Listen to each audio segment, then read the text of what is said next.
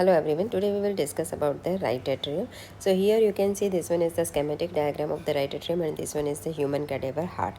So right atrium, it is somewhat quadrilateral chamber. Where it is situated behind and to the right of the right ventricle. Now it forms the part of the sternocostal surface, then part of the base of the heart and also the right border.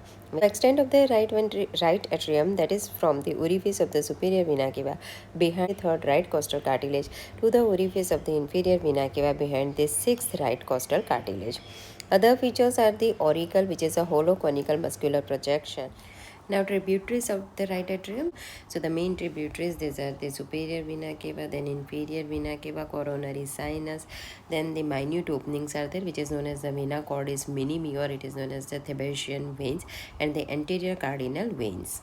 Now interior of right atrium is divided into three parts: the posterior smooth part, then the anterior rough part and the interatrial septum.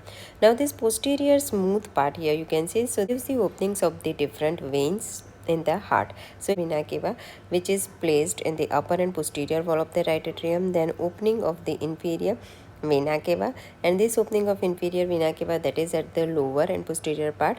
Then we have the opening of the coronary sinus. Now there is no valve at the SVC opening, but at the IVC opening there is a valve, and this rudimentary valve, it is known as the Eustachian valve, and the valve of the coronary sinus, it is known as the Thebesian valve. Now this Eustachian valve, it guides the oxygenated blood from the right atrium through the foramen ovale to the left atrium. Many small minute openings are present in the posterior wall, and that is known as the vena cordis minimi. Now the anterior part of the right atrium, it is rough.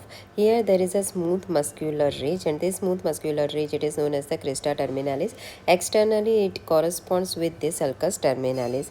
Now this crista terminalis, it starts from the upper part of the interatrial septum, then it rises anterior to the opening of the superior vena cava, then it follows the right margin and then it merges with the valve of the inferior vena cava. So this ridge, it is a she-shaped ridge. This crista terminalis, it separates the smooth part and the rough part of the right atrium. Now from the crista terminalis there is a parallel running lines, muscular ridges, and these muscular ridges are known as the musculi pectinati. This musculi pectinati, they are directed downward and forwards towards the tricuspid valve. Now this musculi pectinati, it form a network within this auricle of the right atrium. Now here this is the interatrial septum. So this separates the right atrium from the left atrium and it is obliquely oriented. Now there are certain features which lies at the interatrial septum. So these features are the fossa ovalis. So this is fossa ovalis. So fossa ovalis, it is a oval depression which is present at the interatrial septum, and it is the remnant of the septum primum.